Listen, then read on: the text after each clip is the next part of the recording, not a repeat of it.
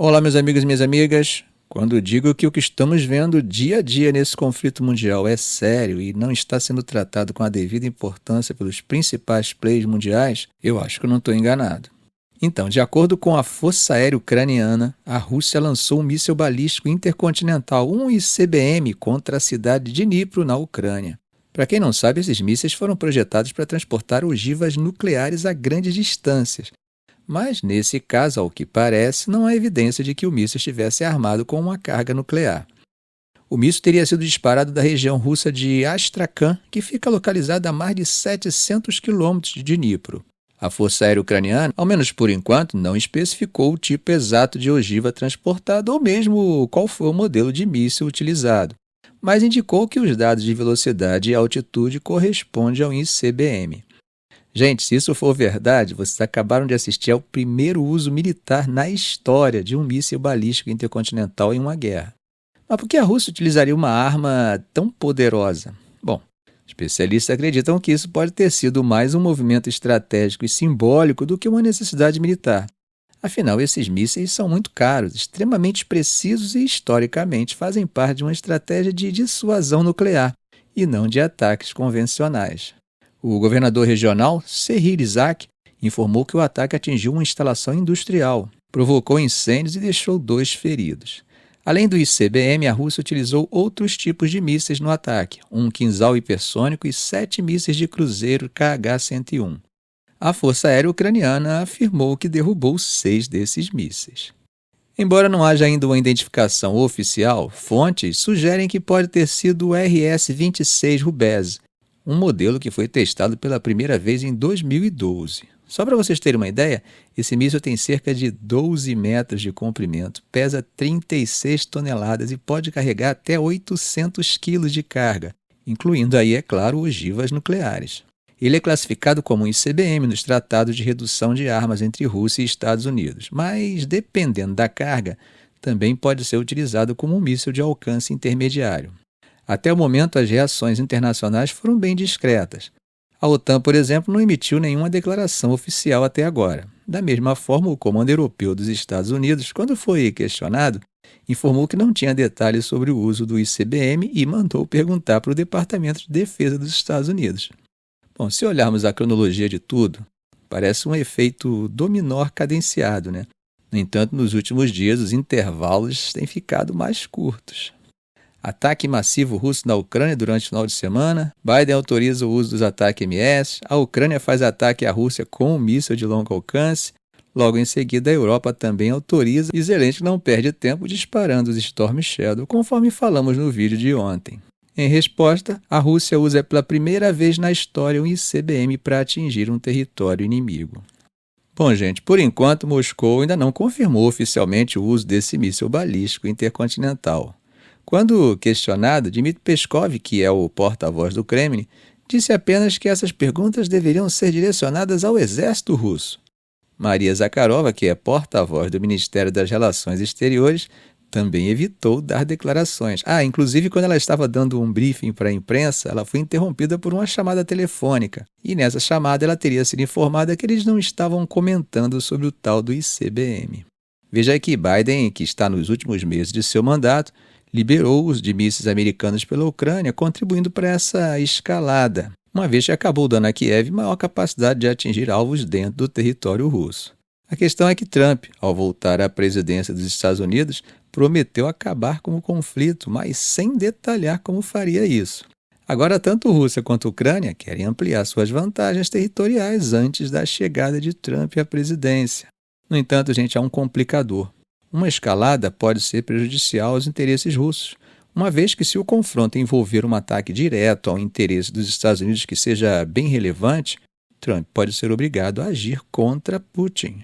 É o que chamo de ponto de não retorno. Talvez por isso Trump tenha aconselhado Putin a não escalar. Por falar em escalada, a Rússia também revisou recentemente sua doutrina nuclear.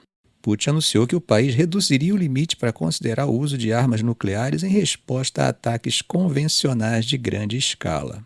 Essa mudança preocupa um pouco porque ela acaba indicando uma postura mais agressiva, especialmente em um momento em que a guerra está se intensificando. O uso de um míssil balístico intercontinental, gente, mesmo sem uma ogiva nuclear, marca um momento histórico no conflito. É um lembrete claro do quanto essa guerra escalou desde o início, envolvendo não apenas as potências locais, mas também seus aliados e rivais globais. Mas vamos entender um pouquinho mais o que é um míssil balístico. Bom, basicamente é uma arma autoguiada que é lançada por um foguete e atinge o alvo seguindo uma trajetória impulsionada inicialmente pela força do foguete e depois pela gravidade. No caso de um ICBM, estamos falando de um tipo de míssil balístico com um alcance superior a 5.500 km. Agora, sobre o míssil específico mencionado pelas fontes, há relatos de que seria o RS-26 Rubese e essa arma tem capacidade de atingir 5.800 km. Eu falei lá em cima, o míssil foi testado pela primeira vez em 2012 e, de acordo com o Centro de Estudos Estratégicos Internacionais, ele possui cerca de 12 metros de comprimento, pesa 36 toneladas e é capaz de transportar uma ogiva nuclear de até 800 kg. Apesar dessas características impressionantes, especialistas dizem que ele nunca foi oficialmente incorporado às Forças Armadas Russas. Um detalhe importante é que, embora o RS-26 seja classificado como um míssil intercontinental no Tratado de Redução de Armas Nucleares, o novo START, ele pode ser reconfigurado como um míssil de alcance intermediário quando utilizado com cargas úteis mais pesadas, para distâncias menores que 5.500 km. Isso pode explicar por que ele foi empregado no ataque a Dnipro, uma distância muito abaixo do limite intercontinental. Outra pergunta que surge: quão rápido esses mísseis viajam? A resposta é muito rápido. Os ICBMs têm velocidade que chegam a vários quilômetros por segundo. Eles podem ser lançados em um modo deprimido, permanecendo dentro da atmosfera terrestre, e isso acaba reduzindo o alcance, mas também diminui o tempo de resposta para a defesa do alvo. No caso do disparo feito pela Rússia, partindo de Astrakhan, na Rússia, até Dnipro, na Ucrânia, uma distância de mais de 700 km, o tempo estimado para o míssil atingir o alvo seria de menos de 10 minutos. Com um intervalo de tempo como esse, as defesas encontram muito mais dificuldade para uma possível interceptação. Os ICBMs são projetados principalmente para transportar ogivas nucleares, mas, tecnicamente, podem ser adaptados para levar qualquer carga de peso igual ou menor, dependendo das modificações. No ataque de hoje, quinta-feira, porém, não houve qualquer indicação de que a arma estivesse equipada com uma ogiva nuclear, o que, é claro, alivia, pelo menos em parte, a preocupação global. Bom, gente, atravessando o Mediterrâneo, hoje, quinta-feira, o TPI, que é o Tribunal Penal Internacional, anunciou que emitiu mandado de prisão contra Benjamin Netanyahu, o primeiro-ministro de Israel, seu ex-chefe de defesa, e Ibrahim al-Maghi, um líder do Hamas. Eles foram acusados de crimes de guerra e crimes contra a humanidade. Os juízes do TPI disseram que há motivos razoáveis para acreditar que Netanyahu e Yoav Galan, o ex-chefe de defesa, são responsáveis por atos como a fome forçada em Gaza e a perseguição ao povo palestino. Já no caso de al-Maghi, as acusações envolvem assassinatos em massa durante os ataques de 7 de outubro de 2023 contra Israel, incluindo casos de estupro e sequestro de civis.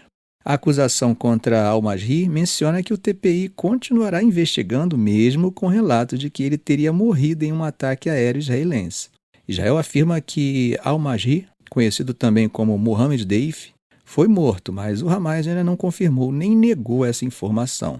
E como Israel reagiu? Bom, Israel não reconhece a jurisdição do TPI, né?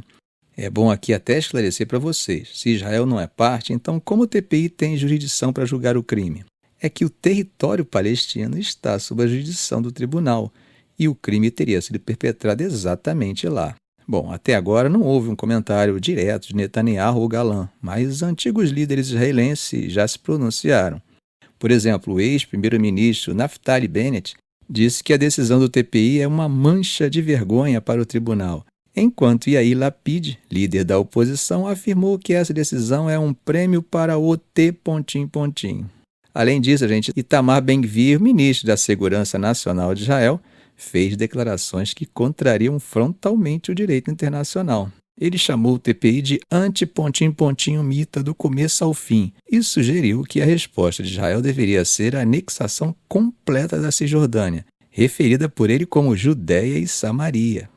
Segundo Ben-Gvir, a soberania total sobre toda a terra seria a resposta apropriada aos mandados de prisão. E só para lembrar, Ben-Gvir também é contrário a qualquer concessão humanitária à faixa de Gaza enquanto israelenses estiverem sendo mantidos como reféns pelo Hamas. Ele votou contra a ajuda humanitária à população civil em Gaza, argumentando que, enquanto houver reféns, nada deveria ser concedido. Bom, gente, é uma decisão jurídica tomada por um tribunal formado por juízes altamente qualificados de diferentes países do mundo. Como eu já comentei em alguns vídeos anteriores, eles costumam ser super cautelosos antes de aceitar uma denúncia. No entanto, o tribunal não tem sua própria polícia judiciária, ou seja, não possui dentes. Ele depende dos países membros para executar os mandados de prisão. E não são poucos, tá? Atualmente são 123 os estados parte do TPI. Entre esses países membros estão os da União Europeia, Reino Unido, Japão, Brasil, Austrália e Canadá. No Oriente Médio temos territórios palestinos e a Jordânia como membros. Isso significa que, se Netanyahu ou Galán viajarem para qualquer um desses lugares, assim como Putin, teoricamente podem ser presos. Ficamos por aqui. Se esse vídeo foi útil a você, faça um comentário, compartilhe em suas redes sociais, dê um like. E é claro, se ainda não for inscrito, inscreva-se no canal e ative o sininho para não perder os próximos vídeos. Ok, gente? Um grande abraço do professor Arão Alves.